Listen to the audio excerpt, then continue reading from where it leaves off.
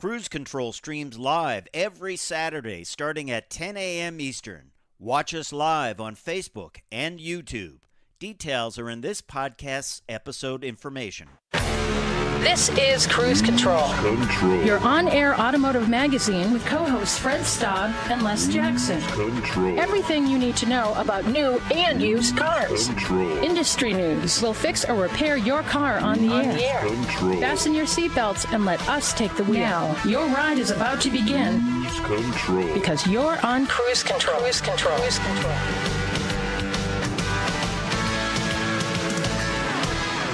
That's right. Your ride is about to begin. Actually, it's already begun. Hello, everyone. I'm Fred Staab, and the other guy you're about to hear is none other than Les Jackson. How you doing, Les?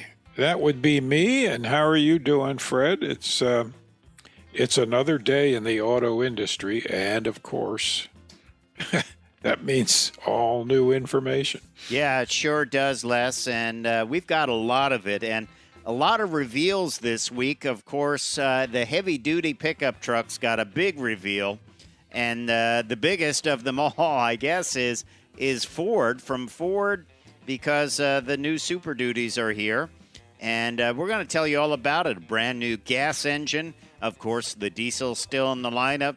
Lots of towing capability, and a whole lot more, right? Absolutely, along with some of their competitors. And we're going to also tell you which manufacturer has more EVs in its lineup than any other. Yeah, we'll tell you about that. And who is betting on the hydrogen future? A lot of people haven't been talking about that, but now some are, and it could be a big deal for future heavy trucks and maybe even cars, right? It could be. Could be. I predict for cars we're going to see a lot of propane use, too. Interesting prediction.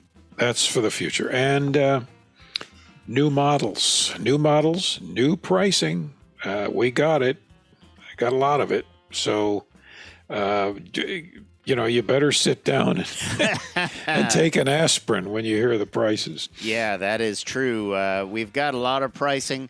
Nissan, Mitsubishi, Kia, and a whole lot more. So we'll tell you about that. And then we're going to talk tech.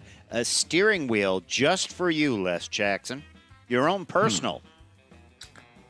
Okay. Do I get a vehicle with it or just the wheel? No, that's optional. An extra. Oh, well, that's a way to keep the price down. And I am going to have an at-the-wheel review of the Ford Lightning, the electric pickup truck, and it's pretty cool. It's, I got to say, it's pretty cool. Now, I have to ask, how many people offered to buy this from you? Two people. Two people came up to me in the course of the week I had it and offered to buy it. When's the last time that happened with a press vehicle, that somebody offered to buy it? Wow. It goes way, way back. It happened when they launched the VW Beetle back in the late 90s. Okay. Viper, right? You never sold and the Maverick. The Maverick just a few months ago. Fortunately, you didn't sell any of them because they don't belong to you. So I'd be talking to you from the Gray Bar Hotel. All right. Well, we don't want you doing that because we've got a whole hour of great automotive information coming up. The name of the show is Cruise Control. I'm Fred Staab. He is Les Jackson. We will be right back. Cruise Control is your on-air automotive magazine. Check us out at cruisecontrolradio.com. Cruise Control. And welcome back. Les, you take it. Why don't you? I'll take it. Welcome back to Cruise Control. That was Fred. I'm Les. You know us. And we're going to start with something big. And you can't get much bigger than the Ford Super Duties. And you can't get much more rugged than the Ford Super Duties. And the 2023 is saying, and I'm quoting the PR people's writing, built like never before. Well, I'm sure that's true. I mean, let's It is. let's kind of delve into it because Super Duties are built to work. They're built to tow, which means they probably have huge torque numbers and all that. So everything from the F-250 pickup to the F-600 utility truck are considered Super Duties. You can go beyond that. I don't know what is that, an Ultra Super Duty, the F-750 and the F. Yeah, they can. Basically, you can, tow a small planet with these.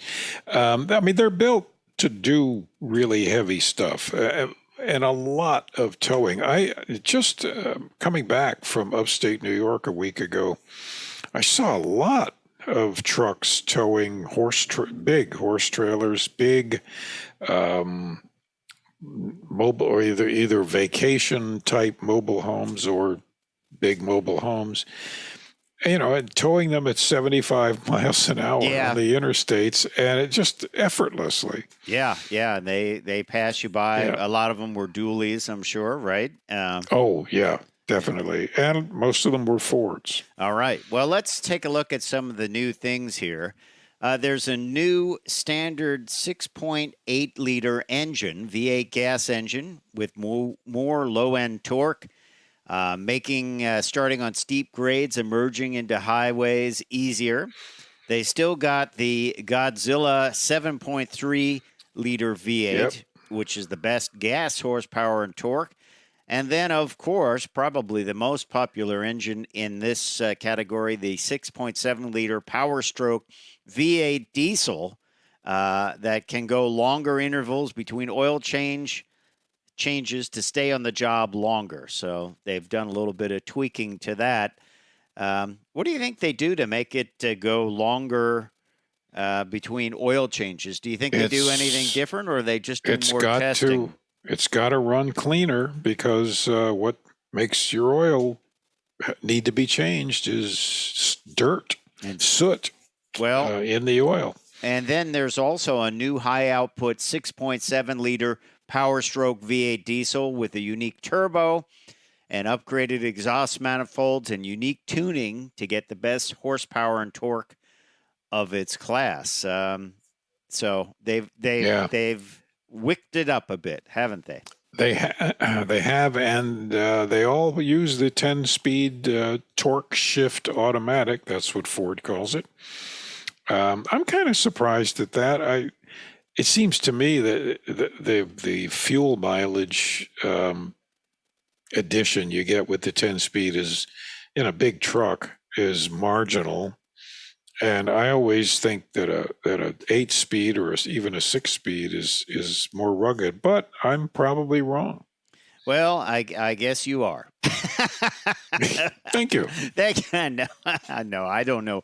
10 speeds. Hey, they build one transmission, and that's what they're going to do. I guess no more manuals, right? Oh, no way. Those days are gone. Yeah. Let's talk about some of the cool tech that's on board, including onboard scales with Smart Hitch. It estimates the cargo weight in real time and provides guidance on trailer tongue weight distribution directly on the touchscreen. That's pretty cool, right? That is really cool, especially for,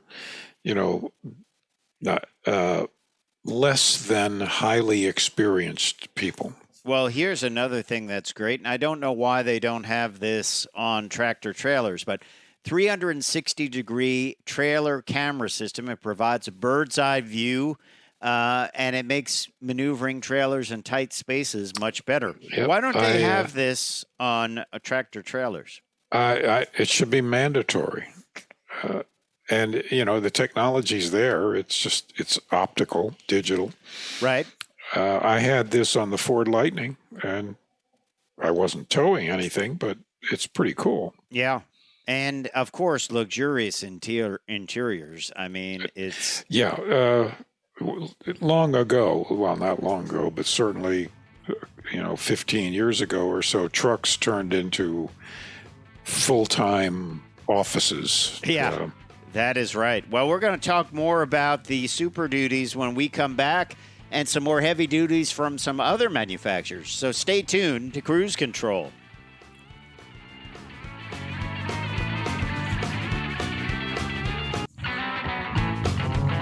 Cruise Control. And welcome back to Cruise Control, your on-air automotive magazine. It's Fred Staab and Les Jackson. We are glad you're along for the ride, Les Jackson. Talking a little bit about the Ford Super Duty, right? That's big news and a big vehicle. Some of their great stuff that they have, big trucks, but they have all the features of a car, and plus they have things like intelligent adaptive cruise control with stop and go and lane centering. Another neat thing they have is trailer navigation, which you can plot routes that, might, if you didn't know about it, you might rip the top of your trailer off. But this will It happens. plot routes that are safe for trailers and maybe a larger load. So the good stuff, right? It really is. Ford says that their goal is to leave drivers with 0 blind spots, which is really important. Yeah, it definitely is. And as I say, I don't know why they don't put more of this stuff on tractor trailers because, it seems like this would be something that you want to have on a tractor trailer, especially backing up. Right now, they do stuff where, you go outside and you throw a glove down and look at it in your mirror. Seems kind of out of date, doesn't it? It does. You're leaving it up to the individual driving. You don't know what the level of training is, how long they've been on the job. Yeah. And they're on the roads with all the other cars, SUVs. Yeah. Well, let's talk a little bit about the HD Silverado because it was a big week down in Texas. And, of course, Chevy didn't want to be left out of the party when it comes to heavy duties. There's always a big battle between Chevy and Ford. It's been going on for years. And what have they done? Well, they pumped up the power of their Duramax 6.6-liter V8 diesel, more horsepower and torque. And then their 10-speed is standard 10-speed automatic on both the 6.6 gas and the 6.6-liter Duramax turbo engines. Interesting. Both the same displacement, one gas, one diesel, right? That is true. And I'm quite sure that in a head-to-head competition, these trucks, fare very well with their competitors. I mean, it's the most important part of the vehicle business. And looky here, a new technology for trailering, which includes 4 new or enhanced features designed to inspire confidence. This seems like they both got each other's press releases, doesn't it? Yes, I'm sure. Somehow, I think that has always been the case. Yeah. And even little features like this, new audio control knobs to help strike the ideal balance between physical and digital controls. You mean like this? Yeah, exactly.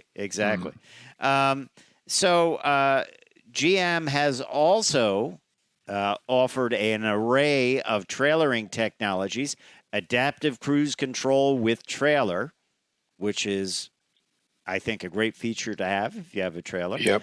Enhanced transparent trailer, which expands the current transparent technology by allowing it to work with fifth wheel and goosenecks. It's as if the trailer disappears, you can see behind it. Isn't that neat? Which is really cool. Yeah. And very important. Once again, also something that would be great to see on tractor trailers. Wouldn't that be great? All of these things, the Department of Transportation should be mandating. But I'm sure there's an American Trucking Association lobbyist probably living within a few blocks of me. That says keep Who's it trying old to make school. sure that doesn't happen. Yeah. And then they have a trailer blindside alert zone. So if you're trailering or on the blind side and pulling in, you can see what's going on. So also, they have a GCW alert, warns drivers if the vehicle and trailer weight exceeds the vehicle's gross combined weight rating. It's so funny. They both, Ford and GM, seem to be in lockstep. Yep. But then again, there is Ram, and Ram brought out a heavy duty this week, a little bit different. This is the Ram Heavy Duty Rebel. It was revealed at the State Fair of Texas. Again in Texas. State Fair of Texas usually is held in Texas. It's a good place to hold it. Most years, that's what the big tall cowboy statue. Big right? Tex. Big Tex. Tex. Yeah, Big Tex is the guy. Yeah. So this is a 2023 Ram 2500 heavy-duty Rebel. It's positioned between the Laramie and the Power Wagon. And this has the standard 6.4-liter Hemi V8 and an optional 6.7-liter Cummins turbo diesel, 410 horsepower, 429 pound-feet of torque. Probably not going to win with those torque numbers. But no, that's the gas. But the diesel has 370 horsepower, 850 pound-feet of torque. Now we're talking. Yeah, that's a little bit better. And, Rebel was always kind of a, I won't call it a cost-conscious, but it's sort of like a sporty, blacked-out look in the front. Very popular in the 1500, so it's interesting to see this come up on the 2500. Do they have new towing capability as far as technology? I don't know. I'm not sure. Well, probably, but maybe they're just a little bit behind Ford and Chevy. Yeah. I have not seen any notable new technologies, but you can be sure they're not far away. Yeah, that's for sure. That's for sure. Okay, well, let's move on to our next story, which is a little bit different than what we've been talking about, a little bit different than the heavy-duty pickup trucks. This is some interesting information about the hydrogen future. Now, some manufacturers like Honda and Toyota have been really looking to hydrogen for the future, and I believe Hyundai is also looking at it for the future. Hyundai's actually made a hydrogen fuel cell truck. Yeah, heavy-duty truck, right? And actually 3 years ago. And, what's interesting, a lot of people don't know it, but Hyundai is one of the biggest trailer manufacturers for tractor trailers. So it makes sense that they'd want to make something that tows for it too, right? Sure. This is an interesting team up. It's an article in Automotive News. Borg Warner and Riken are looking into developing parts for hydrogen engines. So these are suppliers, and they're looking into they're both known for transmissions and turbochargers. So they're looking into building parts for potential hydrogen engines, which tells you one thing. There's going to be hydrogen power engines coming up. Without question. Yeah. A fuel cell answers the battery problem. Yeah. It's a clean technology. It also allows for very quick refueling. Of course, we were talking about Hyundai. They had the N-Vision 74 concept with 679 horsepower. So that's pretty stout. Pretty serious. Yeah. We always talk about this. What would it take to run an engine right now in a vintage car on hydrogen? Could it be done? Oh, sure. You can run them on hydrogen or propane or natural gas. You've got to, of course, create a new intake not a carburetor as such, to just meter the fuel. Now, of course, modern engines, you can just run the gas through the injector, and I mean gas as in Gas. vapor. Yeah. Well, we'll talk more about this when we come back on Cruise Control. Stay tuned. We are live every Saturday at 10 a.m. Eastern. Watch us on Facebook and YouTube. Details are in this podcast's episode information. Cruise Control.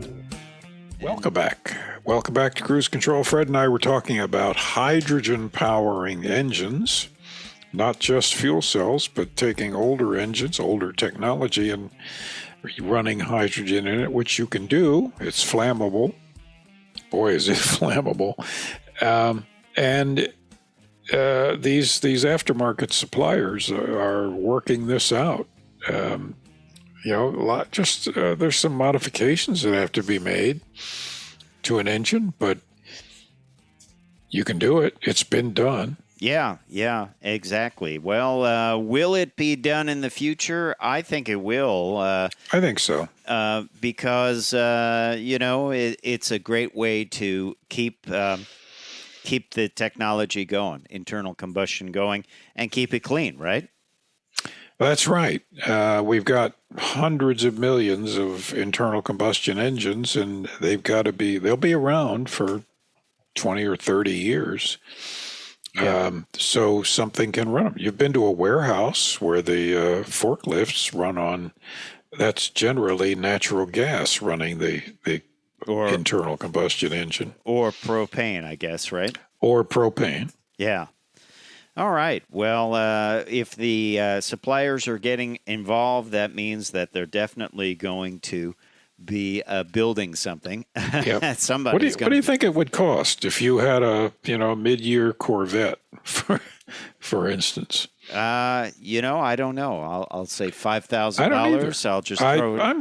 It probably sounds about right. I'm going to see if I can research that. Yeah, that's your homework, Les, for the next week. Thank you. Yeah. All right. Well, let's take a look at some of the pricing on some new vehicles here, Les. And let's start with the Mitsubishi Outlander plug-in hybrid.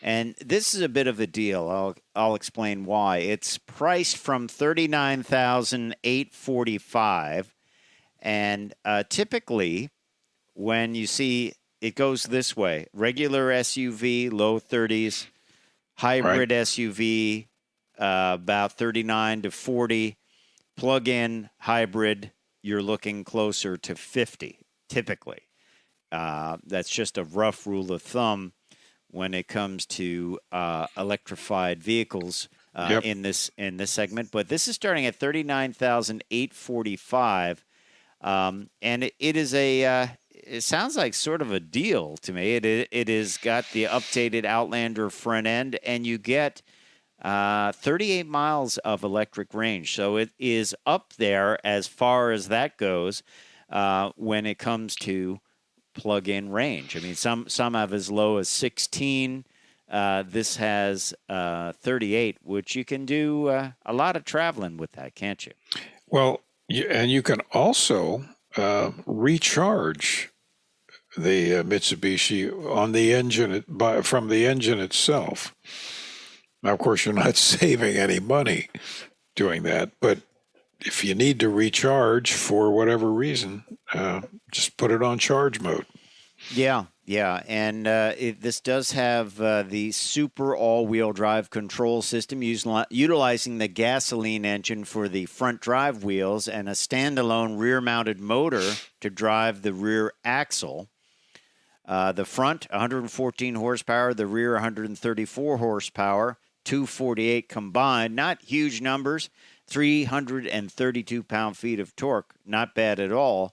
Not bad. Yeah, the front engine is interesting that it only gets it is a 2.4 liter 4-cylinder Atkinson cycle gasoline engine, but you would think it would have more horsepower than that, don't you? Well, yeah, but they find you don't need it. Yeah. If Okay. you have the boost of the electric motor. Yeah. All right. Interesting stuff. And starting once again at a, weird to say this, but affordable, Yeah, 39,845. 39,845. There you go. Not the number that you would have thought I would have said in the past was an affordable number, right? Affordable is one of those relative statements. Yes. But we'll be talking more about this vehicle and hopefully be driving it in the future. Let's take a look at the Nissan Ariya. This is a vehicle that you and I have been talking about for a while, and it is the fully electric crossover from the folks at Nissan, sporting a two-tone paint, as it always does. Nissan, I think, was the one that started that trend of the two-tone paint. Beautiful looking vehicle. Reminds me of the time when the Murano was released and everyone was like, wow, look at that. Yep. So it has a bit of that style. Love the wheels. So there are 6 different grades of this vehicle. And they come in different battery sizes, front-wheel drive, or the E-Force. That's with the number 4, O-R-C-E, for the electric vehicle. And you can pick 6 grades of this. So that's kind of unusual these days to have that many different models. It is. Yeah. So there's a 63 kilowatt hour battery or an 87 kilowatt hour battery. And with that larger battery, you can have up to a 304-mile range, which is pretty good these days, isn't it? It is pretty good. And of course, the models get progressively pricey. Yeah, they do. They start out at a somewhat affordable $43,190. Okay. And that is for the Engage with the smaller battery. And then they move on up, let's say, to the Evolve Plus front-wheel drive, $50,190. The Premier front-wheel drive is $54,690. And then you drop down a little bit for the Engage Force, E-Force, $47,190. So in a sense, you are well under 50 for the Engage. Well, you are, yeah, with the smaller battery. But then if you go for the whole deal, all the way at the top, the Platinum Plus E-Force with the large battery is $60,190. Okay, now I'm going to say something really weird. These days, that's not a huge price for a well-equipped, all-wheel drive vehicle that can get 300 miles of range, is it? That's true, but it is a fairly compact vehicle. Yeah, I would say, what, would you say it's the size of the Murano? I think a little bit, well, I'd say more like the Rogue. Oh, really? You think it's a Rogue? I think it's, well, do we have any specs on the I don't think length? And no, I'll have to check. Yeah. Interesting, though. Interesting stuff. And I think it's one of the most beautiful vehicles that it's quite nice looking. Yeah. So pretty cool stuff from the folks at Nissan. Just a ton of new vehicles this week, Les, with pricing. We can keep going on them. We've got, Lexus has brought out their NX. I don't think we have pricing on this, but they have a couple of different models of it, including plug-in hybrids, a hybrid and electric in one, horsepower and hybrid and electric in one. Do we have a number on that? No, I don't think we do. But there's just new models coming out left and right. It's almost like a floodgate open. Yep. Well, it's that time of year. Yeah, it is that time of year, and cool stuff. Cool stuff. We're going to have more in the next hour too, as well, from Kia and some other manufacturers, Subaru, and a couple of different things from Kia this week. Believe it or not, they still make the Rio. They do. If you want a very affordable vehicle that won't break the bank, that might be something to look at, right? There, once again, you're using that word affordable in an interesting manner. I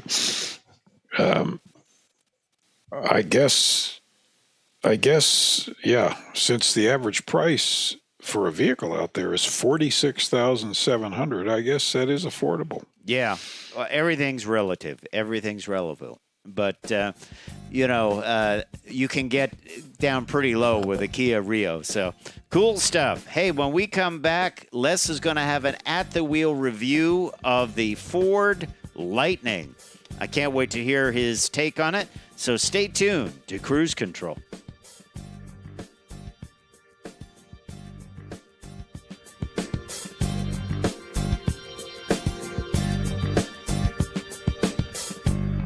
Control is your on-air automotive magazine. Check us out at cruisecontrolradio.com. Cruise Control. Welcome back to Cruise Control. You know us. I'm Les. He's Fred. I am going to tell you all about what I drove in our At the Wheel segment. This time it's the Ford Lightning. That's the electric pickup truck that you can't order because the orders, they're way behind. The orders are sold out. Wow. For the year, and they're estimating maybe by spring you'll be able to order one. So let me tell you why everybody wants one of these things, because it really is a serious truck. And first, I'll just give you the normal things. The appearance is 150. But of course, the front doesn't have a grill. It actually has a kind of a black. It's a blacked out area, but it looks grilly. Grilly? Is that a word? It is now. Yeah, grilly. You don't feel like it looks really different. So mine was red, as it should be. With a dark gray interior. Why should it be red? Because it's a Lightning. It should either be black or red. Oh yeah, you mean going back to the old days? Yeah. Absolutely. And on the outside, this thing was fully equipped. Now I've had to put together the price because this was a production prototype, and the Monroney, the sheet, just says not for sale, and there are no numbers, no price numbers. Okay. But I worked it out, and I hope you're sitting down for it. I am sitting down. I'm ready. I'm ready to go. Gritting your teeth.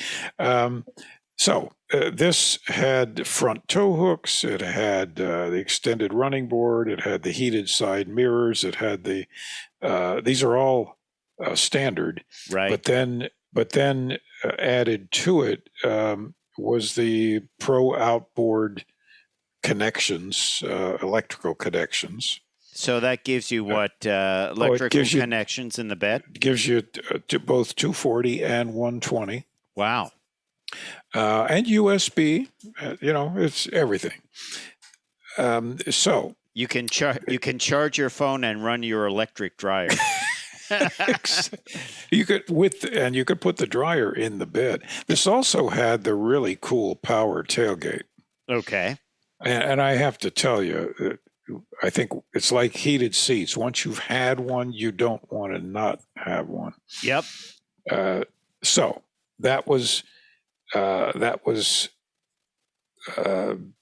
of it. Now, bed liner, yes, that's an accessory. Almost everything I'm going to mention is an accessory. The they didn't have the crossbed storage toolbox. This was completely open tailgate, or rather bed, just because you want to put stuff in it, which I did not do. Okay. And the reason I didn't is because it's the electric pickup with pure torque.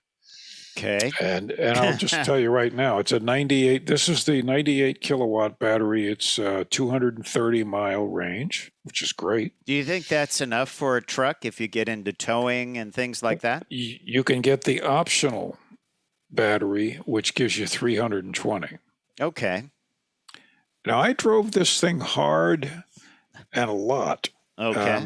And I only had to really charge it up once with a level 3 charger. How was that? I don't think I've ever used a level 3. It's charger. terrific. Okay. It's once you find one, yeah. Don't tell anybody else about it. Because I was able to charge it from 50% to 85% in 1 hour. Wow. 50% to 85%. That's pretty. So that's pretty. I was great. able to add basically about 100 miles, about 120, 130 miles. Okay. Which is pretty convenient. I was at the dentist's office, and for the time I was in. Does your dentist have a charging station? No, but the Safeway grocery store next to the dentist's office has one. Wow. Okay. Now it does. Some of these chargers do have a service fee and all of that, and I actually calculated it with the service fee and the electricity, which is 3 times the household rate. It still averaged per mile about the equivalent of $3 a gallon for gas. Okay. And that's the worst case. Right. Okay. Dual zone temperature control, 360-degree camera. We talked about that a little earlier in the show, which is really great. 12-inch screen. This is the intelligent cruise control. Actually, they like to call it almost like autopilot, but it's it's still level 2, level 3 automation. Okay. Rain sensing wipers, which is great. Heated seats, heated steering wheel. Entertainment system is first rate. This had actually Sirius XM in it. Sync, really easily to use. Hotspot connects up to 10 devices. Wow. Okay. So you could not only run your house power-wise, you could also connect it to the internet. Bring the family. Absolutely. Absolutely. So the packages, and I just want to briefly run. Well, let me tell you about driving it first. Yeah. It is incredibly quiet. It's incredibly smooth. And on all surfaces, and it's incredibly fast. Okay. This is roughly the equivalent of a car with 800 horsepower. Wow. It is the fantastic throw you in the back seat, hang on hard acceleration. This thing scared my passengers quite a bit. It's something to get used to if you've never driven an electric car. It is. This was maniacal fast. So that's great fun. Of course, you're using the electricity.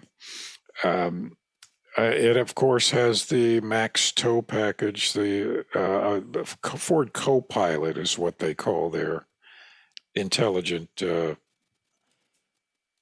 system. Whatever. Cruise control. Yeah. They had the tow technology package. Naturally, I wonder how these things are towing, because I've read some things that they can tow, but they use the battery like crazy. Well, you would have to, because all that work is requiring power. Yeah, and the power is draining the battery really fast. Just like if you're running your cell phone and constantly on the internet for 5 or 6 hours, your battery will go dead. Yeah. Okay. Fair enough. Yeah. So, it's what you're doing. But we need to get a chance to tow something someday to really check these out. Anyway, how much does this cost? Well, how much does this cost, Les Jackson? What are you gonna charge me for this? Okay, the base price. This was the XLT version, by the way, which is the second up. But probably the most popular trim. Most popular, of but it's only F-150. second up from the base. Okay. So the base MSRP for the XLT is $59,474. Okay. Okay. All the options. $10,345. Now, when you say options, what kind of stuff? Like that was heated seats? All the stuff. Okay. Yeah, all the stuff I mentioned. It's one big package. Okay. Which is $9,700, and then the added money was for the a special hitch and a couple other things. And by the way, the 120-volt plug in your house cord is $500 extra. Okay. Which, frankly, it'd be great to have in a pinch, but I did calculate it would take 90 hours to charge it. Wow. So the price was? So the price with destination $1,795 was $71,614. There you go. I think that's about what they're going to trade for. Yeah. Wow. That's a lot of money, but heck of a truck. Heck of a truck, and it's based on an F-150. Did a lot of people think it was a regular F-150? Yeah, they did, but the people saw Lightning and they went, "That's the electric one. Is that as good as it seems?" And, actually, it is. Actually, it's better. Yeah, cool stuff. Yeah. Cool stuff. All right. Well, we appreciate you listening to Cruise Control. Don't forget to check us out all over the web at YouTube, Facebook, and the rest. Time for me to say I'm Fred Staab. I'm Les Jackson. We are going to see you down the road.